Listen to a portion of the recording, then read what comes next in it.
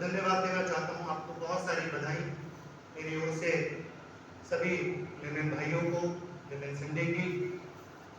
खुदा आपको अपनी खिदमत में और इस्तेमाल करे, बहुत बरकत दे। तो धन्यवाद देना चाहता हूँ अपने पास्टर साहब का, रेवरेंड डेविड साहब, रेवरेंड राजू चरण साहब, जिनकी अगुवाई में मुझे इस कलीसिया परिवार में खिदमत का मौका मिलता रहता है। धन्यवाद देता हूं मैं अपने बुजुर्ग पासवान, उन्होंने बहुत कुछ कह दिया, मुझे कहने की जरूरत नहीं है, लेकिन जब जब वो बैठे होते हैं और ऐसी मौका मुझे मिलता है, मेरा सौभाग्य होता है कि मेरे परिवार के आत्मिक पिता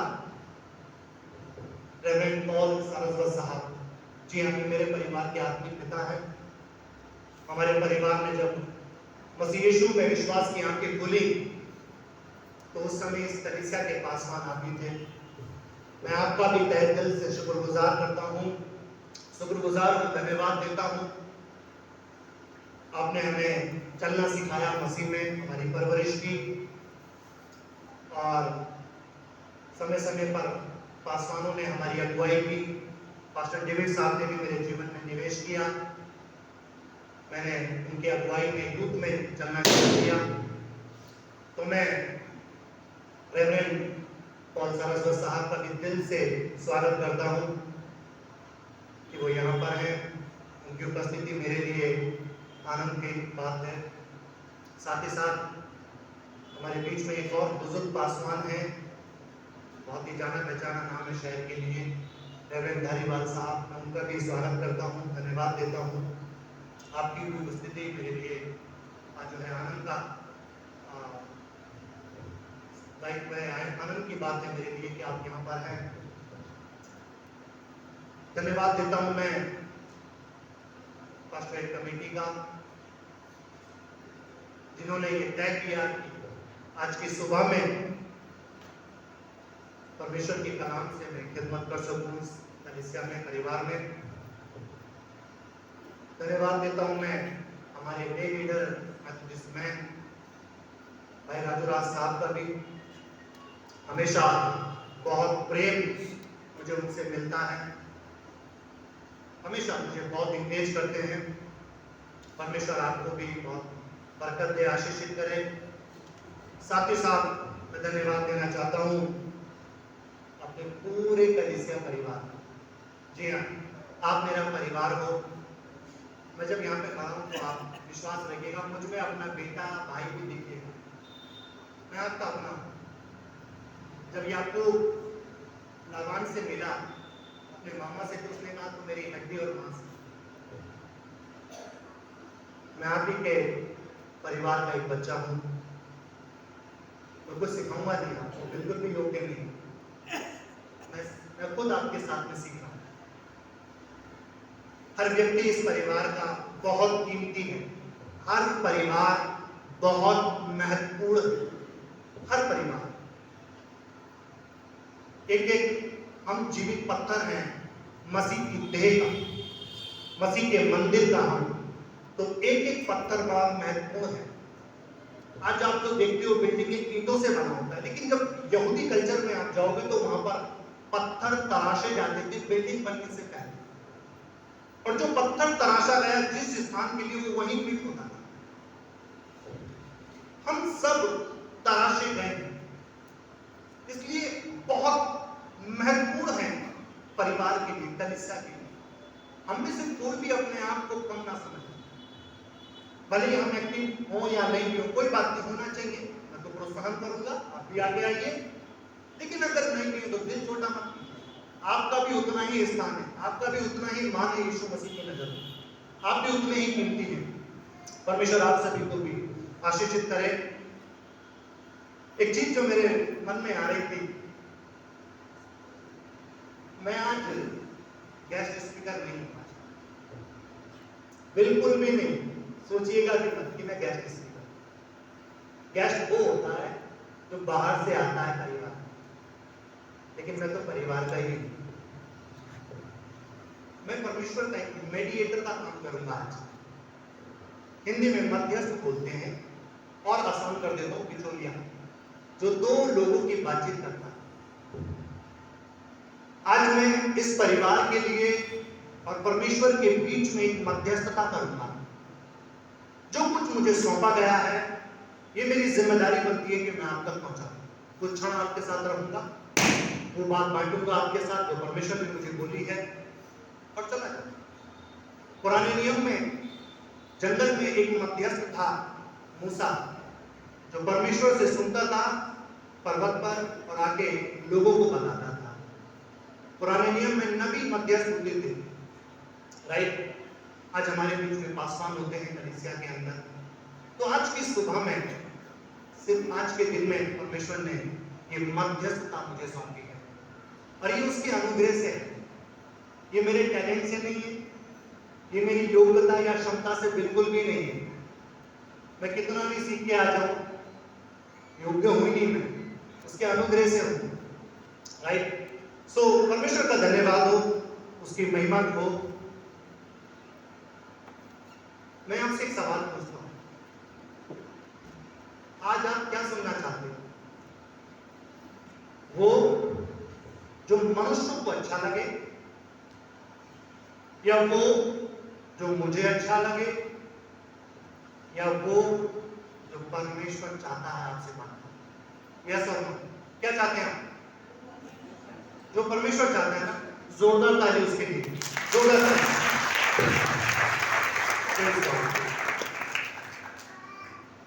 साथ ही साथ मैं हमारे वर्शिप टीम का भी बहुत बहुत धन्यवाद देता हूँ। बहुत ही अच्छा वर्शिप, और हमारे कुछ और मित्र यहाँ बैठे हैं, भाई साहब, भाई राहुल, मेरे साथी, भाई, मुझे याद है वो सब बातें। मेरे भैया का भी, हमारे बड़े भाई बैठे हैं बीच में, आपका भी धन्यवाद। इससे पहले कि हम वचन में चलें, एक मिनट आंखें बंद कीजिए, शांत हो जाइएगा और परमेश्वर से अपने दिल में प्रार्थना कीजिए। प्रभु, आज मेरे दिल से बातें करना। हर व्यक्ति प्रार्थना करे।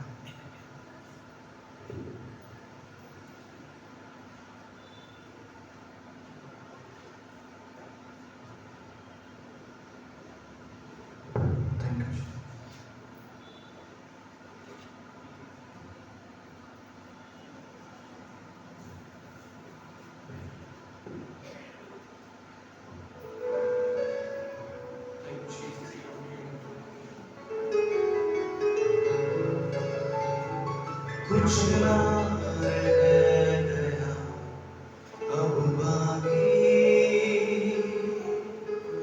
ख्वाहिशें मेरी अब ना रही, इल्तिजा बस तुझसे मिलने की, लबरेज तेरे रोज़ से होने की। मैं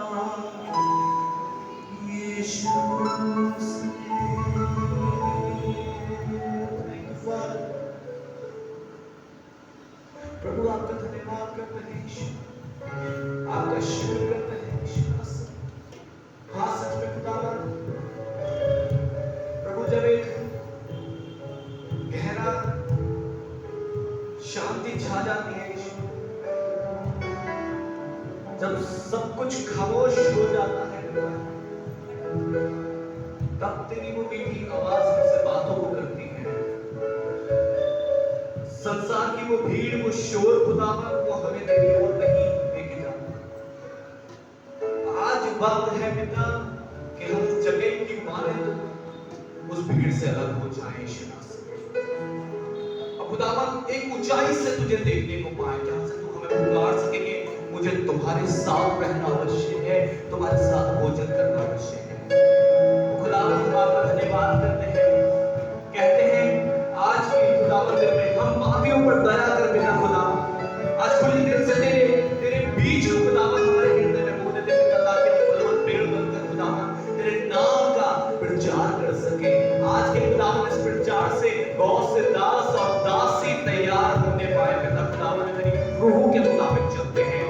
अपने खादिम को वेदी के अंगारों से छूले खुदावन, उनके एक एक शब्द में खुदावन एक आत्मा को खुदावन छेड़ने वाली सामर्थ हो जाए यीशु मसीह।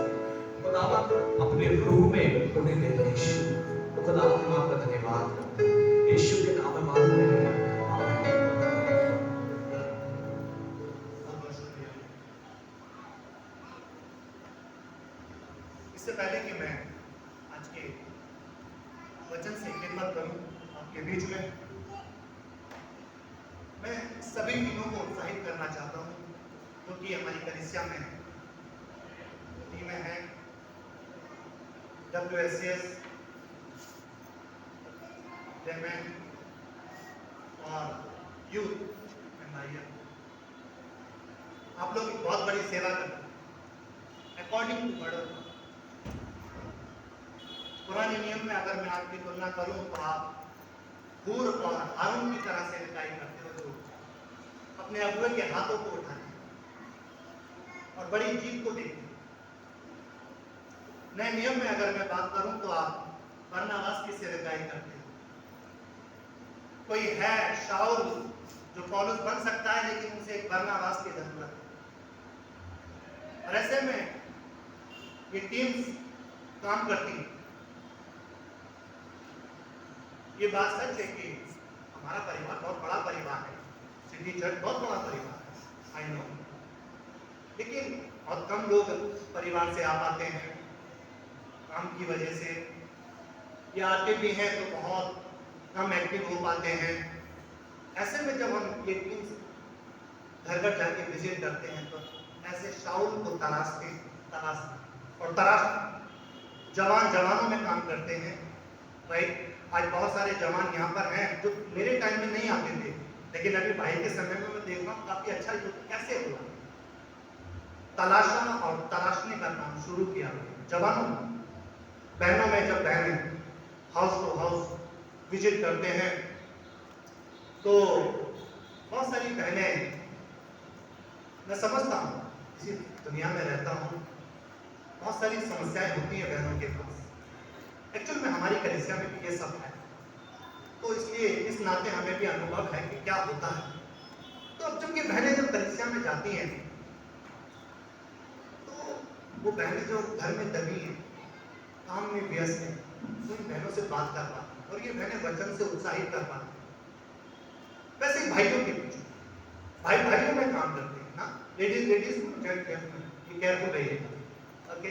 सो ये बड़ी सेवकाई है और ऐसे हमारा परिवार क्या होता है, बढ़ता जाता है ना।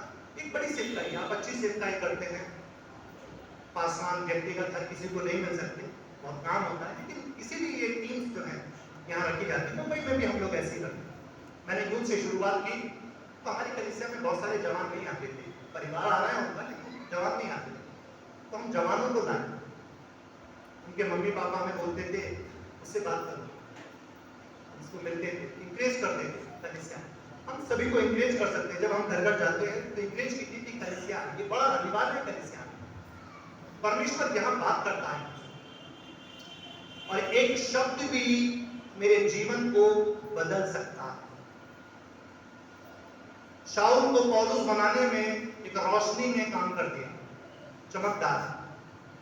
उसी क्षण शाऊल सताने वाला पौलुस बन गया सबसे ज्यादा सताव सहने वाला। पता नहीं एक शब्द, ठीक है। तो बढ़ते रहिए ऐसे ही, परमेश्वर आपको भी आशीषित करे। एक राजा था और उस राजा की 4 पत्नियां थी। राजा, थोड़ा नर्वस भी हूं, मेरे बुजुर्ग यहाँ बैठे हैं, बहुत ही बुजुर्ग, मैंने तो अभी चलना शुरू किया है, अपनी दौड़ पूरी भी कर चुके हैं, पूरी करती जा रहे हैं, तो बहुत अभी चलना शुरू किया है, घुटनों पे चल रहा हूँ, अभी भी छिलते हैं मेरे घुटने, हाथ में क्यों, तो नर्वस भी हूँ, थोड़ा डरा हुआ भी हूँ मैं, लेकिन परमेश्वर स्ट्रेंथ है मुझे। राजा 4थे नंबर की पत्नी से बहुत प्रेम करता, बहुत ज्यादा प्रेम। माफ कीजिएगा, मैं कम से कम आपके 2 घंटे लूं, आप देख लीजिए अपने काम को कैसे करना है। डरिए, मुश्किल से मुझे 30 मिनट दीजिए, 30 मिनट में बैठ जाऊं। परमेश्वर का आत्मा अगर मुझे कहेगा तो मैं दे भी लूंगा 2 घंटा। ओके, तो राजा अपनी 4थे नंबर की पत्नी से बहुत प्रेम करता था।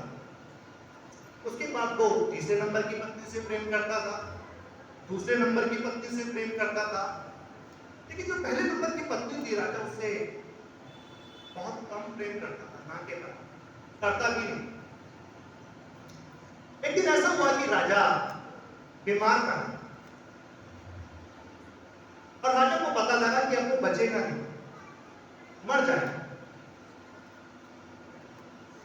राजा को जब ये पता लगा तो राजा मन में सोचने लगा कि मैं इस दुनिया से तो जा रहा हूं, अकेला क्यों जाऊं, मैं अपनी पत्नी में से किसी एक को ले लेता हूं जो मेरी सेवा करेगा। राजा ने अपनी सबसे प्रिय पत्नी को बुलाया और उससे पूछा कि देखो भाई, अब तो मैं मरने पर हूं, तो क्या तुम मेरे साथ चलोगी? वो पत्नी ये सुनते ही तुरंत जो है ना करके चली जाती, बोले मैं आपके साथ। राजा को थोड़ा झटका भी लगा। राजा 3रे नंबर की पत्नी को बुलाता है, उससे पूछता है कि भाई क्या तुम मेरे साथ चलोगी? वो तुरंत मना कर देती है कि भाई नहीं, मेरी अभी उम्र ही क्या है, मैंने अभी देखा ही क्या है, मैं नहीं जाऊंगा। राजा उससे पूछता है कि तो तुम फिर क्या करोगी? वो बोलती है मैं किसी और से शादी करूंगी। राजा को फिर झटका लगा। राजा 2रे नंबर की पत्नी को बुलाता है, उससे पूछता है कि क्या तुम मेरे साथ चलोगी? वो भी मना करके चली जाती। राजा बहुत दुखी हुआ और ये जब ये सोच रहा था, राजा को एक आवाज सुनाई दी, मैं आपके साथ चलूं। राजा ने जब पीछे मुड़ के देखा तो वो उसकी पहले नंबर की पत्नी थी, जिससे राजा बिल्कुल भी प्यार नहीं करता या बहुत आगे बढ़ा। और ये पहले नंबर की पत्नी राजा का बड़ा ख्याल रखती, सबसे पहले दौड़ गया। राजा इस पहले नंबर की पत्नी की ये बात सुनकर के बहुत रोने लगा और कन्फेस करने लगा कि मैंने आपका बिल्कुल भी ख्याल नहीं रखा, आप उससे सच्चा प्रेम करते। ये कहानी का पहला पार्ट, कहानी का दूसरा। इस कहानी के अंदर जीवन की एक वास्तविक तस्वीर छुपी है। जानते हो वो तस्वीर क्या है? वो तस्वीर जो राजा है इस कहानी का, वो वास्तव में वो राजा मनुष्य है। और जो उसकी 4थे नंबर की पत्नी है, जिससे राजा सबसे अधिक प्रेम करता है, वो वास्तविक तस्वीर मनुष्य का शरीर है, जो मरने में सबसे पहले साथ छोड़ के जाता है। कहानी में जो 3रे नंबर की पत्नी है, वो वास्तविक चित्र है मनुष्य के धन का, जो उसके मरने के बाद किसी और का स्वतः ही हो जाता है। आप लिखो या मत लिखो, वो होने ही होना। और जो 2रे नंबर की पत्नी की तस्वीर है, वो है हमारे मित्र या सगे संबंधी, जो केवल कब्रिस्तान तक जाते हैं और वापस आ जाते हैं। और जो पहले नंबर की पत्नी की तस्वीर है, जिसने कहा कि मैं तुम्हारे साथ चलूंगी, वह है मनुष्य का आत्मा, जिसपे मनुष्य सबसे कम ध्यान करता है। माफ कीजिएगा, हम कलीसिया में हैं, हम लोग को तो खैर बहुत कुछ ये बातें पता चल रही हैं, लेकिन फिर भी संसार में ऐसे बहुत सारे लोग हैं जो इन बातों पे ध्यान नहीं करते। उनको लेविश स्टाइल पसंद है। क्या फर्क पड़ेगा? ये शरीर, मैंने देखा है पुल के नीचे भी लोग सोते हैं और एक शरीर को शानदार गद्दों पे सुनाते हैं। उसका क्या? परमेश्वर जिसका लेखा लेगा, परमेश्वर जिसका न्याय करेगा, आत्मा कहां है, उसका क्या? ये मनुष्य के लिए एक संदेश है। आज मनुष्य को जरूरत है कि वो उस आत्मा की ओर गौर करे जो उसका वास्तविक जीवन है। आपको याद होगा एक जवान लड़का और एक धनी युवक, धनी है और जवान है, यीशु के पास आकर पूछता है, हे गुरु, मैं अनंत जीवन पाने के लिए क्या करूं? एक जगह बारिश लिखा है, बात सेम। अब आप इस बात पर गौर करें। ये युवक है, धनी भी है, लेकिन उसको ये पता है कि जीवन ये असली नहीं है जो वो जी रहा है। उसको अनंत जीवन चाहिए, जो आत्मिक जीवन, जो सदा बना रहे। आपको याद होगा निकोदेमुस नाम का एक फरीसी जो गुरु था, रब्बाई था, इजराइलियों का गुरु था, और वो रात को यीशु के पास आता है और यीशु मसीह उसे नए जन्म के बारे में बताता है। उसको समझ में नहीं आया गुरु होकर भी। यीशु उससे कहता है, तू इजराइलियों का गुरु होकर भी ये बातें नहीं समझता? आत्मा से जन्म लेना बहुत आवश्यक है। तो नया जन्म।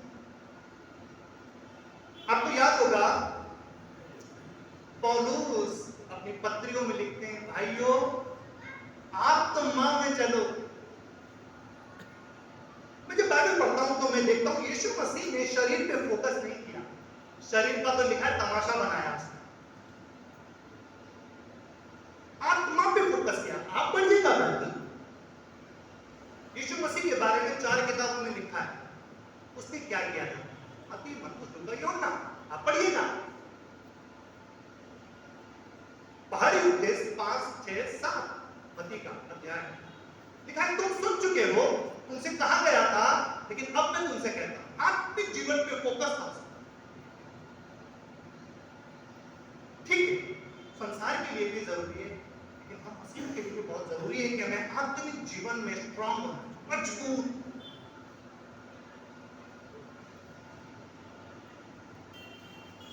यशायाह का अध्याय 53 में लिखा है कि यीशु मसीह की शक्ल भी अच्छी नहीं थी कि हम उससे प्रेम करते। और ये बात, इस बात से यहूदी भी धोखा खा गए, जिनका राजा था, एक्चुअल में राजा उनका था। प्रतिज्ञा के अनुसार, अब्राहम की प्रतिज्ञा, दाऊद की प्रतिज्ञा के अनुसार वो उनका राजा था।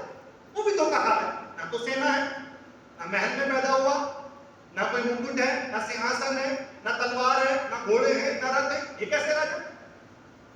लेकिन हम सब जानते हैं वो राजा था, राजाओं का राजा है। आत्मिक जीवन पे जोर था उसका।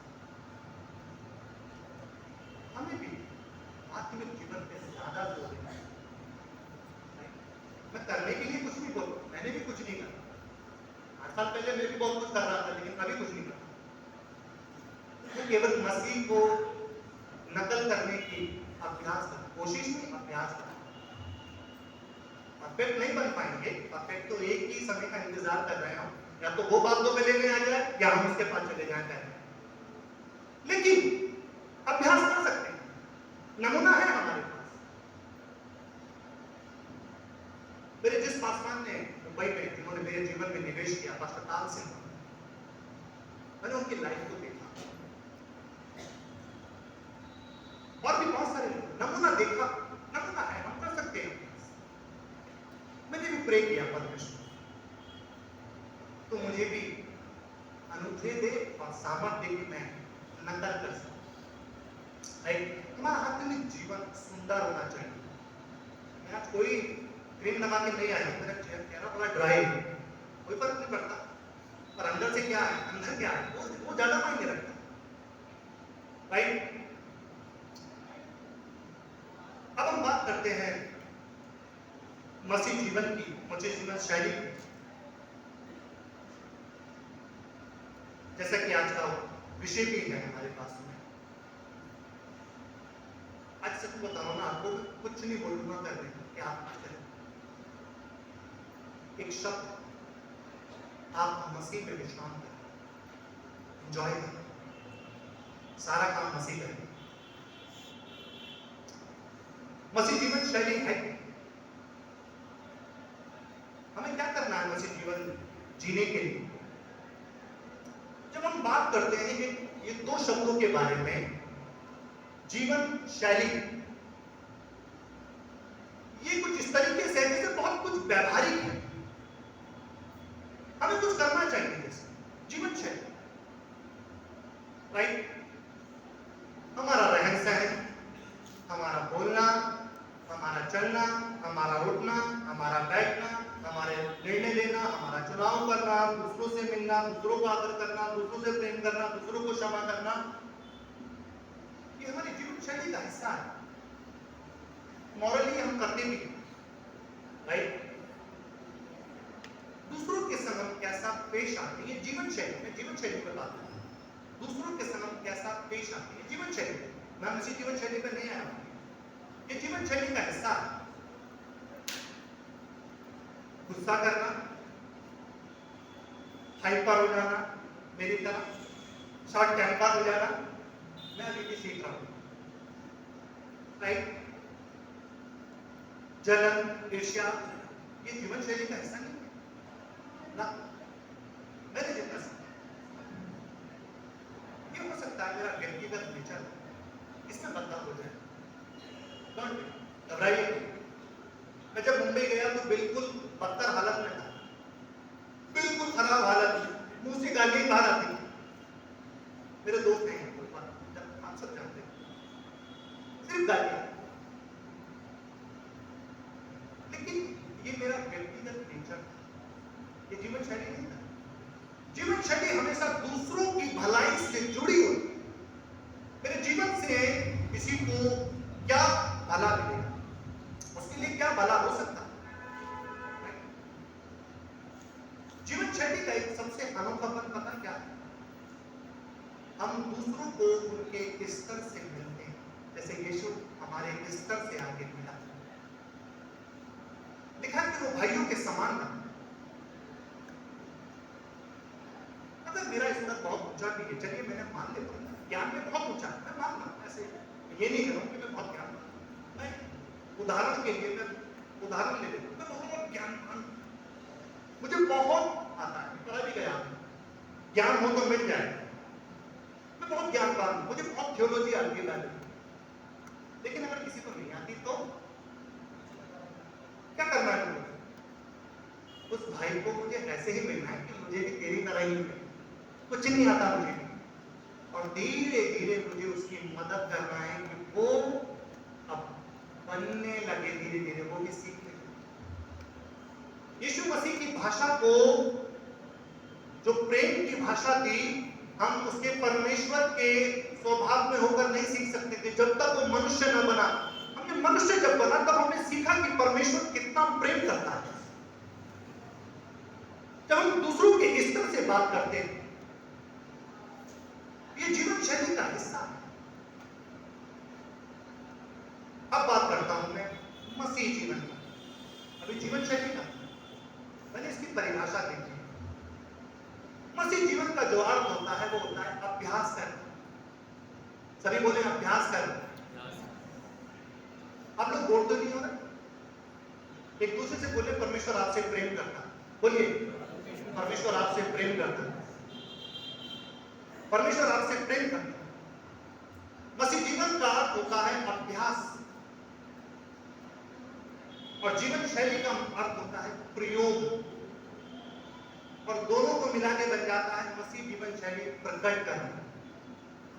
जो अभ्यास किया है उसे पहले खुद प्रयोग करना और बाद में दूसरों के साथ में उसको दूसरों के सामने प्रकट करना, यह मसीह जीवन शैली है। इसकी परिभाषा इस तरीके से, जो यीशु मसीह से सीखा है उसे पहले स्वयं प्रयोग करना और फिर उसे दूसरों के सामने बांटना, दूसरों के साथ बांटना। मैं ऐसा बोलता हूं कि हमें एक अच्छा नकल करने वाला होना चाहिए, चोरी वाला नहीं, स्कूल में जो करते हैं कॉपी करने वाला। आपको पता है इस धरती पर सबसे पहले नकल किसने की? स्वयं परमेश्वर ने अपनी इमेज में हमें बनाया, सबसे पहले नकल उसने की। और आज यीशु मसीह इस धरती पर आया, हमें भी एक नमूना देके गया। मैं भी लगता उसने हमें नमूना दिया। हमारे लिए भी समय है कि हम नकल कर सकते हैं। जैसे कि मैंने कहा हम परफेक्ट नहीं बनेंगे, कौन पे मैं भी परफेक्ट नहीं हूं, बन भी नहीं सकता, लेकिन नकल कर सकते हैं, हम अभ्यास कर सकते हैं। अगर व्यक्ति ऐसी जगह पे पहुंच सकता है, कहां, चांद पर, और भी, तो क्या हम अपने परमेश्वर की नकल नहीं कर सकते? अभ्यास कर सकते हैं, कोई बड़ी बात नहीं है। बेशक कितनी बार गिरेंगे तो क्या हुआ, अनुग्रह काफी उसका हमारे, राइट। बाइबल की पहली किताब में परमेश्वर ने मनुष्य को अपने समान बनाया। नए नियम की पहली किताब में स्वयं परमेश्वर मनुष्य के समान बनते हैं। इसे अच्छा लगता है हमारे साथ बात करना। परमेश्वर की अनंतकाल से योजना रही है कि वो मनुष्य के बीच में है। टॉपिक ये नहीं है। दूसरी बात, हम मसीहों को एक अच्छा रिसीवर होना चाहिए। पहले लैंडलाइन फोन होता, अभी तो मोबाइल का जमाना बहुत तेजी से बढ़ गया है। थैंक यू बोलिएगा जियो को। तो रिसीवर उठाते थे, और जब रिसीवर उठाते थे तब पता लगता था कि कौन बोल रहा है और क्या बोल रहा है, और जब सुनते थे तो हम भी जवाब देते थे। आज फोन पे है, सोचिए क्या होगा अगर हम रिसीवर ना उठाएं, पता ही नहीं चलेगा क्या बोला गया, किसने बोला, और हमें ये भी नहीं पता चलेगा जवाब क्या देना। बाइबल बताती है कि तुमने सेंट मेट में पाया है, सेंट मेट को, सेंट मेट का मतलब है मुफ्त में पाया, तो मुफ्त में, तो फ्री में। आपको पता है जब याईर की बेटी जिंदा किया यीशु ने, जिंदा करने के बाद यीशु के शब्द क्या थे?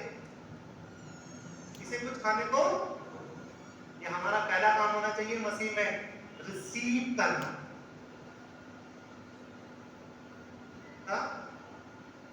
मसीह जीवन में सबसे पहला काम रिसीव करना है, गिव करना नहीं है। अध्ययन किया, मैंने तो जितना अध्ययन किया मैंने तो उतना खाया। रिसीव करना, इसे खाने को दो, जिंदा होकर खाने की, ये चित्र है, तस्वीर है। मसीह जीवन में जब नया जन्म पाते हैं तो तस्वीर है कि हमें आप परमेश्वर के वचन की फीडिंग की जरूरत है।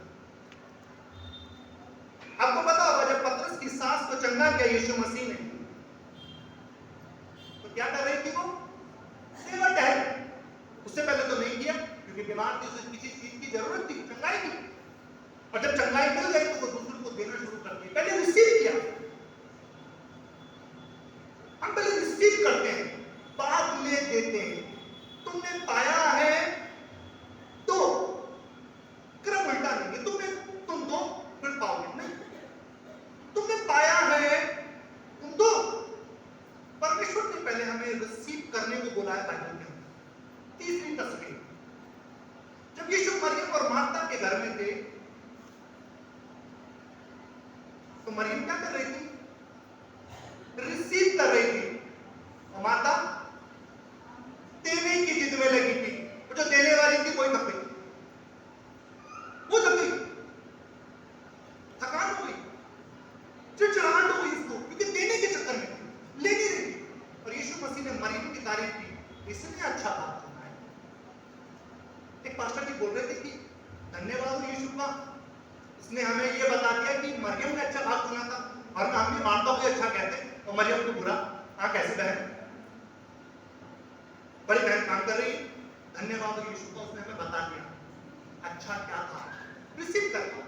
किसी ने तो ये भी कहा पादरी साहब ने, अरे यीशु मसीह जिस पत्थर पे बैठा था उसके घर में उसी को रोटी बना देना, उसको मारने की रोटी की जरूरत नहीं थी।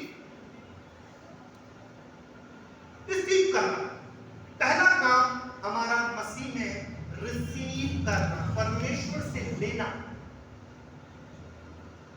और ये हमारे जीवन की तस्वीर है, क्रम उल्टा नहीं कर सकते। क्रम उल्टा हो गया, एक की जगह दो रख दोगे, फेल हो जाओगे। क्रम यही है, रिसीव करना। और मरियम क्या थी? रिलैक्स, चिंता ही नहीं थी, कोई दबाव नहीं। यीशु के संग 12 या 50 भी आते तो भी उसे चिंता नहीं। यीशु देने आया था पहले। ऐसे ही मसीह में पहले हमें रिसीव करना, उसके पास बैठ के हमें रिसीव करना है, राइट? और परमेश्वर इसी बात से प्रसन्न भी होता है। आपको एक और बात बता, जब आदम बनाया गया, कौन से दिन बनाया गया आदम? 7वें दिन, छठे दिन। थैंक यू सो मच, धन्यवाद। मैं चेक कर रहा हूं कि आप लोग सुन तो नहीं रहे। 6वें दिन बनाया। अगला दिन कौन सा था? हाँ, पहला दिन ही उसका विश्राम का धरती पे। हाँ, उसका पहला दिन धरती पर विश्राम का था। जो परमेश्वर का 7वां है वो आदम का पहला। मसीह यीशु में पहले हमें विश्राम करना, रिसीव करना। सारा काम परमेश्वर ने कर दिया है, कुछ नहीं करना हमें, क्रूस कर दूंगा। रिसीव करना पहला काम हमारा। हम कभी बोर नहीं होंगे, हमें कभी थकान नहीं होगी किसी को देने में, जब हम रिसीव करने लगे। यीशु मसीह ने क्रूस पर उद्धार का काम पूरा किया। क्या बोला उसने? पूरा हुआ। जो लड़ाई पाप के, शैतान के और मौत के बीच में लड़ी जा रही थी, उसमें मेरा और आपका कोई किरदार नहीं था। नहीं, कोई किरदार नहीं था हमारा, हम लड़ भी नहीं सकते। इब्रानी की किताब में लिखा है, तुमने पाप से मुठभेड़ करते हुए ऐसी जीत नहीं पाई। मैं नहीं लड़ी, हम लड़ भी नहीं सकते पाप से, हम शैतान से भी नहीं लड़ सकते, अपने मौत में कोई, यीशु ने लड़ा। और हम क्या करते हैं? उस उद्धार के पूरे हुए काम को रिसीव करते हैं। कैसे? इफिसियों का 2:8, अनुग्रह के द्वारा विश्वास के अनुग्रह के द्वारा विश्वास ही से तुम्हारा उद्धार हुआ। परमेश्वर का दान हमने रिसीव किया, सिर्फ रिसीव किया, कुछ नहीं किया हमने। उद्धार को न मैंने पैसे देके खरीदा, न बहुत अच्छे काम करके खरीदा, कुछ नहीं, रिसीव किया सिर्फ विश्वास से। परमेश्वर ने उद्धार का काम क्रूस पर पूरा किया, उसने पूरा किया। अपने आप को बहुत देर से ये बता रहा हूं कि हम रिसीव करें, रिसीव करें। सवाल मन में आ रहा होगा कि भाई क्या रिसीव करें? चलिए वो भी जान लेते हैं, हमें क्या करना है। नंबर 1, परमेश्वर के प्रेम को ग्रहण करना। सबसे पहला काम मसीह यीशु में जो हमारा होता है, परमेश्वर के प्रेम को ग्रहण करना। बाइबल में जो परमेश्वर के प्रेम के लिए शब्द आया है उसे बोलते हैं अगापे। बोलिए अगापे। अगापे इसका मतलब होता है बिना शर्त का प्रेम, कभी खत्म ना होने वाला, कभी ना बदलने वाला प्रेम, बलिदानी प्रेम और हमेशा देने वाला प्रेम। ये मतलब होता है अगापे। परमेश्वर कभी मांग नहीं करता हमसे कि हम उसे कुछ दें। ये पहला प्रेम परमेश्वर का जो हमारी ओर अगापे है, उसे देता है, सिर्फ देता है।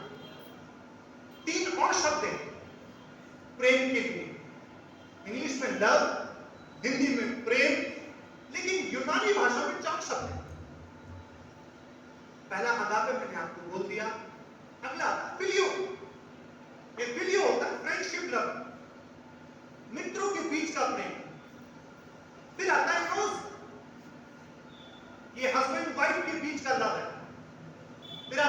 छोड़ के ये माता पिता का बच्चों के लिए और बच्चों का मम्मी पापा के लिए प्रेम बहुत माइंडेड होते हैं ग्रीक लोग फिलोसफर, उन्होंने ये खोज निकाला और उन्होंने पाया कि परमेश्वर का प्रेम मनुष्य के प्रेम से मैच नहीं करता, क्योंकि मनुष्य के प्रेम में कुछ ना कुछ चाहत है किसी से लेने की, लेकिन परमेश्वर के प्रेम में चाहत नहीं है कुछ लेने की, वो सिर्फ दे रहा है, राइट, सिर्फ दे रहा है। परमेश्वर का प्रेम तोलकर माप कर नहीं मिलता, अनलिमिटेड है, कोई माप नहीं परमेश्वर के प्रेम। परमेश्वर का प्रेम हमसे कोई मांग नहीं करता, इवन बदलाव की भी मांग नहीं करता कि भैया, कई बार हम भी कह देते हैं देखो यार सुधर जाओ तो बोलना, लेकिन परमेश्वर का प्रेम ऐसा नहीं है।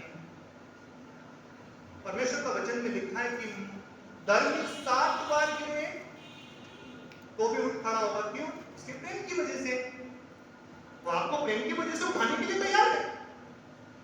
आपका एक बच्चा 10 बार भी गलती करेगा तो भी आप सीधी लगाते हो उसको।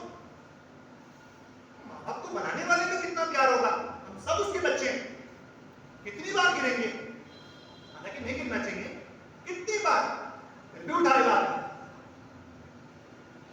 कभी मांग नहीं करता सुधर जाओ, बस सुधरो, अभ्यास करो कि आप ना करो गलती, लेकिन फिर भी प्रेम करेगा।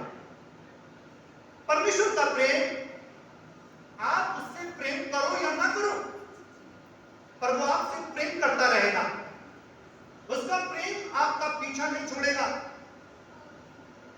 परमेश्वर का प्रेम, आप जानते हैं परमेश्वर की कमजोरी है, परमेश्वर कितना सामर्थ्यशाली है लेकिन कमजोर हो सकता है वो अपने प्रेम की वजह से, क्योंकि वो हमसे इतना प्रेम करता है। परमेश्वर ने आज्ञा तोड़ने वाले आदम से भी उतना ही प्रेम किया, मौका था उसके पास, दूसरा आदम बना देता, धरती शुरुआती हुई है किसको पता, उसको प्रेम करके दिखाया उसकी गलती में। परमेश्वर का प्रेम पहले हत्यारे पृथ्वी के कैन के लिए भी था, मौका था, उसको सजा दे सकता था, बेटा सुरक्षा दी, मैं प्रेम करता हूं तो मुझे कर मत कर, मैं करता रहूंगा, ठीक है न्याय के दिन निपट लूंगा, लेकिन अभी तुझसे प्रेम करूंगा। परमेश्वर का प्रेम, परमेश्वर का प्रेम धोखा देने वाले अपने भाई को याकूब के लिए भी उतना ही था, धनाढ्य होकर लौटा।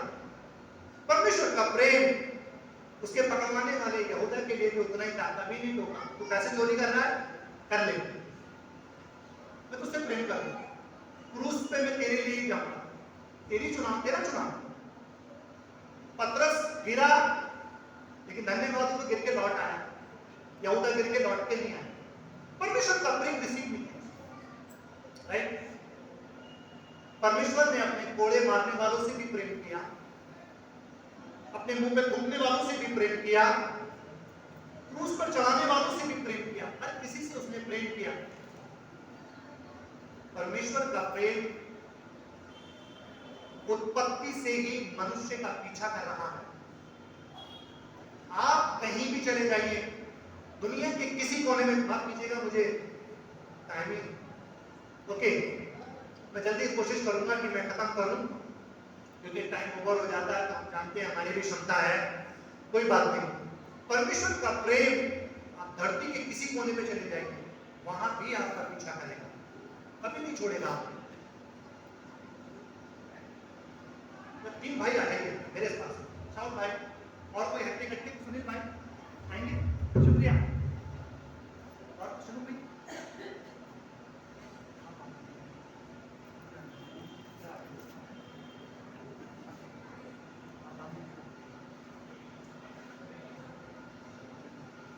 ओके।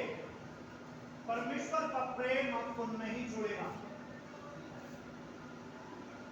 अगर आप अपनी जिंदगी में ये कहते हो कि भाई मैं तो बड़ा गुस्से वाला हूं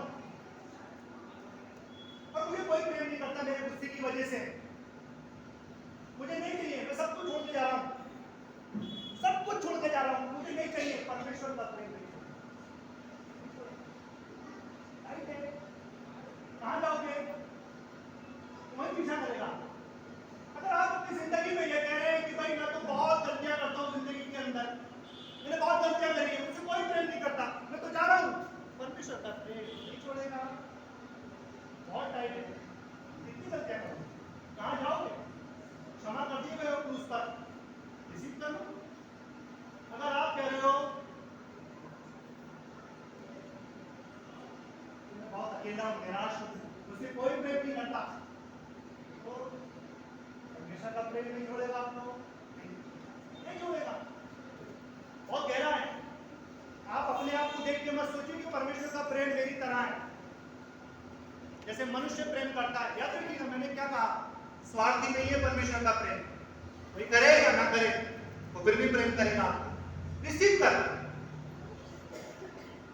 हमारी गलतियों में भी परमेश्वर हमसे प्रेम करेगा। तो ये नहीं कह रहा कि वो गलतियों को बढ़ावा देता है, और इतने समझदार तो हम भी हैं कि हमें नहीं करना है, लेकिन अगर हो भी गई है फिर भी प्रेम करेगा। कोई करे या ना करे तो भी प्रेम करेगा। परमेश्वर का प्रेम हर दिन हमें रिसीव करना है। बोलिए परमेश्वर मुझसे प्रेम करता है। आपको पता है हर दिन उठ के आपको सबसे पहले क्या कहना चाहिए? परमेश्वर मुझसे प्रेम करता है। सबसे पहले अगर किसी की कोई कमजोरी भी हो ना, वो छूट नहीं रही है, कहना कि परमेश्वर मुझसे प्रेम करता है। हालांकि प्रार्थना करो परमेश्वर को दो वो गलती कमजोरी को, लेकिन फिर भी कहो परमेश्वर मुझसे प्रेम करता है, परमेश्वर मुझसे प्रेम करता है। अभी भी कभी कभी मुझे बहुत गुस्सा आ जाता है, इतना नहीं पहले की तरह हाइपर और टेम्पर आ जाता है, लेकिन फिर भी रिसीव करता हूं कि परमेश्वर मुझसे अभी भी प्रेम कर रहा है। और आप जानते हो ये परमेश्वर का प्रेम मुझे मोटिवेट करता है उठने के लिए मेरी निराशाओं में। हम हर दिन कहें परमेश्वर का प्रेम।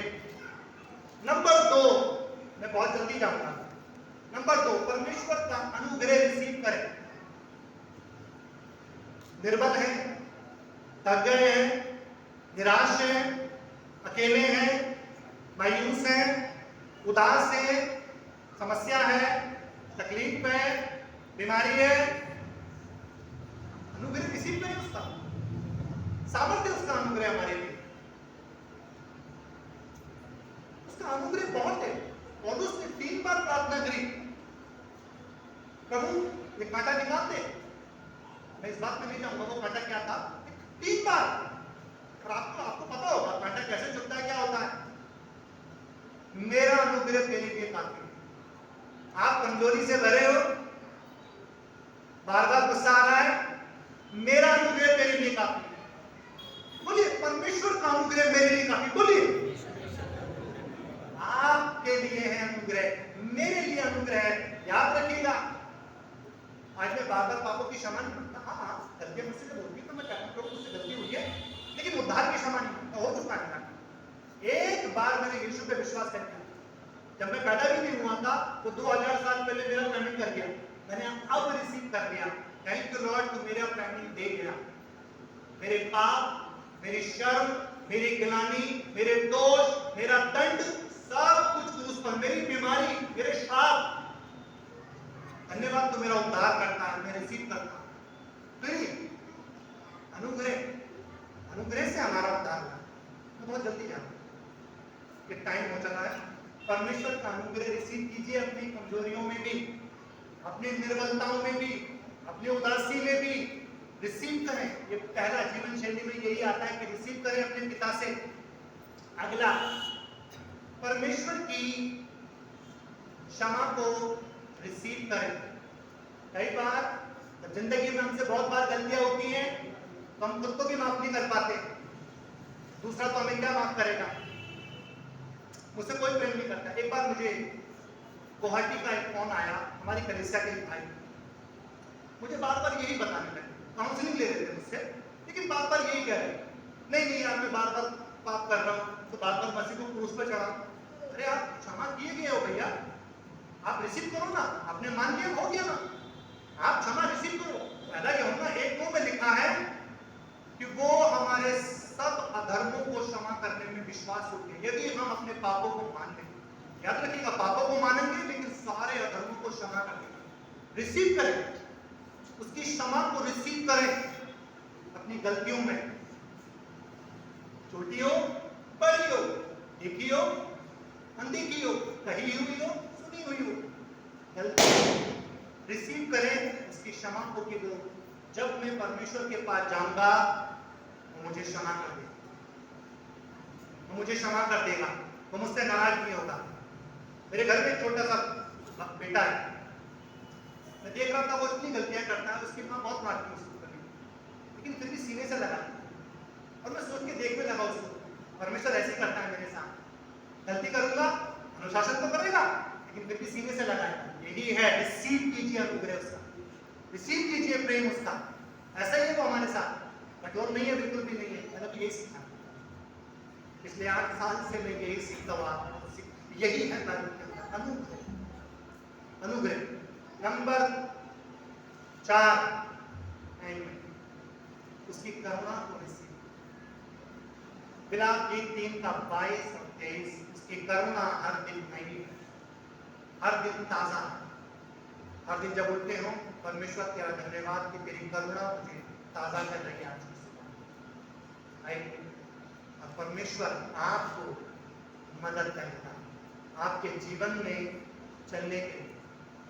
कोई बात नहीं, अगर आपसे बार बार गलती हो रही है, पहली चीज तो कि परमेश्वर से माफी मांगो।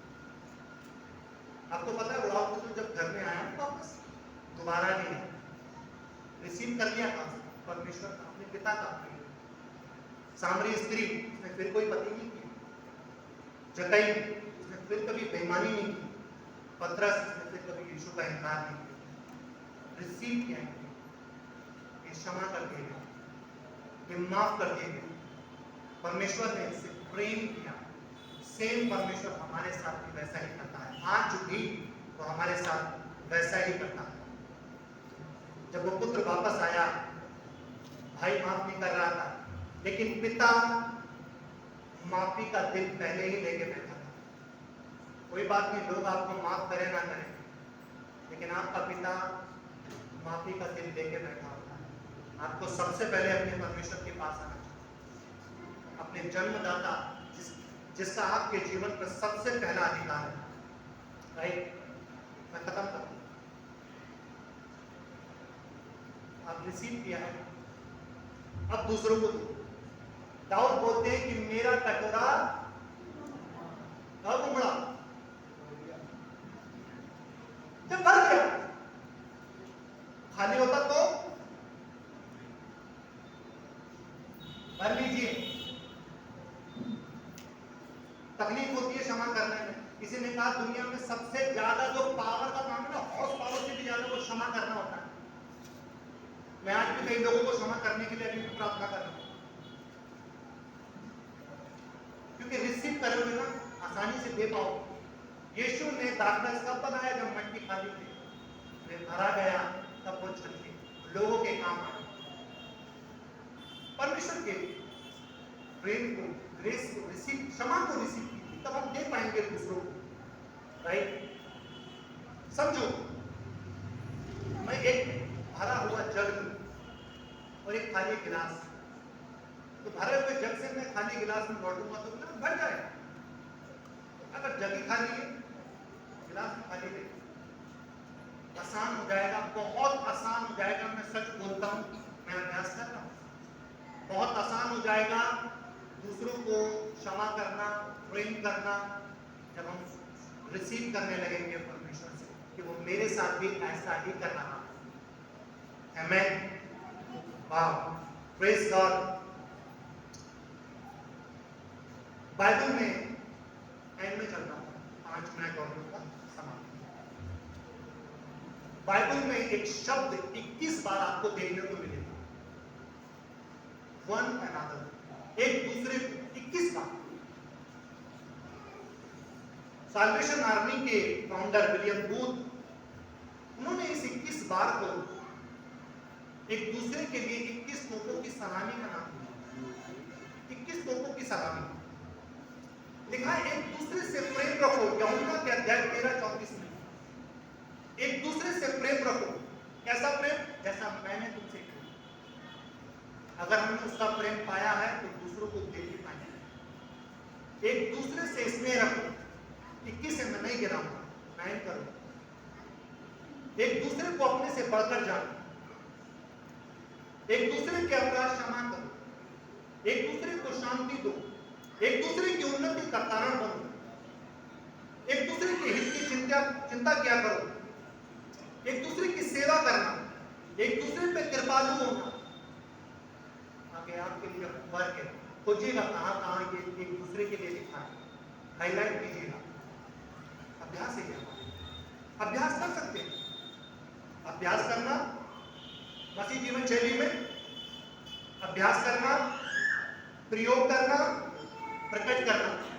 बोलिए अभ्यास करना, प्रयोग करना, प्रकट करना, 3 चीजें। आप अभ्यास करें। अंत में एक कहानी बता के समाप्त, ये लास्ट कहानी। एक बार एक पुत्र ने अपने पिता से कहा, पिताजी मेरे जीवन की कीमत क्या है? ध्यान से सुनिएगा, बहुत पावरफुल। पिताजी मेरे जीवन की कीमत क्या है? पिता ने उस बेटे से कुछ भी नहीं कहा। पिता ने उस बेटे को एक पत्थर हाथ में थमाया और बोला, बेटा मैं तुम्हें एक जगह भेजता हूं, ये पत्थर ले जाओ, बाजार में चले जाओ, और जब तुमसे कोई इस पत्थर की कीमत पूछे तो कुछ मत बोलना, चुप रहे और सिर्फ 2 उंगली उठा देना। वो बेटा जो है पत्थर लेके बाजार की ओर चल दिया। जब बाजार में गया, एक लेडीज ने, एक स्त्री ने उसके हाथ में वो पत्थर देखा, वो पास में आई, उसने कहा, बेटा ये कितने का है? लड़का चुप रहा, कुछ नहीं बोला, और उसने 2 उंगली उठा दी। स्त्री बोली, अच्छा 200 रुपए का, ये लो। उसने वो 200 रुपए, लड़का भागते हुआ घर आया, पापा को बोला, पापा इस पत्थर के मुझे 200 रुपए मिले। बहुत अच्छा। पापा ने कहा, ले बेटा ये पत्थर फिर से एक जगह लेके जा, अब की बार इस पत्थर को तू सुनार की दुकान में लेके जा, और जब वहां पर सुनार तुझसे पूछे कितने का है, कुछ मत बोलना, चुप रहे, सिर्फ 2 उंगली उठा दे। लड़का वो पत्थर लेके सुनार की दुकान में गया। सुनार ने पूछा कितने का है? रहा, उसने 2 उंगली उठा दी। सुनार बोला, अच्छा 20,000 का है, ले लो 20,000 रुपए। लड़का दौड़ता हुआ घर आया, पापा इस पत्थर के मुझे यहाँ 20,000 रुपए मिले। बहुत अच्छा। पापा बोले, अब मैं तुम्हें एक जगह और भेजता। पापा ने फिर से वो पत्थर उसको दिया, बोले अब की बार तुम इसे संग्रहालय में या म्यूजियम में लेके जाओ, जहां ऐतिहासिक चीजें इकट्ठा की जाती। और जब वो तुमसे इस पत्थर का प्राइस पूछे, कुछ मत बोलना, चुप रहना, सिर्फ 2 उंगली उठा दी। लड़का पत्थर लेके संग्रहालय में गया, और वहां पर एक व्यक्ति जो बैठा था, उसने कहा, उसने देखा पत्थर लड़के के हाथ में, उसने पूछा ये कितने का है? चुप रहा, उसने कुछ नहीं बोला, उसने 2 उंगली उठा दी। तो मैनेजर बोलता है, अच्छा 2 लाख रुपए का, ये लो 2 लाख। लड़का दौड़ता हुआ घर आता है, बोले पापा गजब हो गया, 2 लाख रुपए मुझे यहाँ पत्थर के मिले। पापा ने उसको कहा, अब समझे तुम अपने जीवन की कीमत? तुम अपने जीवन को जिस स्थान पर रख के जियोगे वो तुम्हारे जीवन की कीमत है। अगर बाजार की तरह जियोगे तो 200 रुपए, अगर सुनार की दुकान की तरह जियोगे तो 20,000 है, अगर संग्रहालय की तरह जियोगे तो 2 लाख है। मैं और आप अपने जीवन को किस स्तर में जियो? हमारा और आपका पिता राजाओं का राजा है, उसके राजकुमार है। हमारा जीवन का स्तर बहुत ऊंचा, कोई बात नहीं, हम नहीं भी अभ्यास कर रहे हैं या नहीं भी, लेकिन है, स्वर्गीय स्थानों में बैठाए गए हैं, राइट? ये हमारे जीवन का स्तर है, हम स्वर्गीय स्थानों में बैठे। अगर परमेश्वर हमसे बोलता है तो रिसीव कर लेना चाहिए, और कहता है इसको दे देना चाहिए। और यही है हमारे जीवन का ऊंचा। एक बार एक घर में एक कपल था, उसका अचार का डिब्बा का ढक्कन जो है वो बंद नहीं किया स्त्री ने। 25 साल तक उन्होंने आपस में बात की। ये देना चाहिए जब परमेश्वर से रिसीव करें, ये उच्च स्तर का जीवन है। जब परमेश्वर से रिसीव करते हैं तो परमेश्वर के आज्ञा के अनुसार दूसरों को देना नहीं सकते। आमेन। परमेश्वर आप सबको बहुत आशीषित करे। आइए प्रार्थना। पिता, हम आपका धन्यवाद करते हैं आज की इस दोपहर में। पिता, धन्यवाद कि बहुत खूबसूरत आपने हमें मौका दिया। लॉर्ड, आपका वचन हमारी भाषा में हमारे पास मदद कर। धन्यवाद पूरी कलीसिया परिवार के लिए कि आपने हमें बहुत सुनहरा मौका दिया। पिता, हम आपके वचन का आदर करते हैं, रिसीव करते हैं। जब यहाँ से लौटने पिता तो जरूर आपके वचन हमारे मन में चलते रहे, जैसे मरियम ने अपने मन में रखा और वो वचन उसके गर्भ से बोला। Thank you father. धन्यवाद। सारी बातों में तुझे आदर मिला। आपका यीशु के नाम से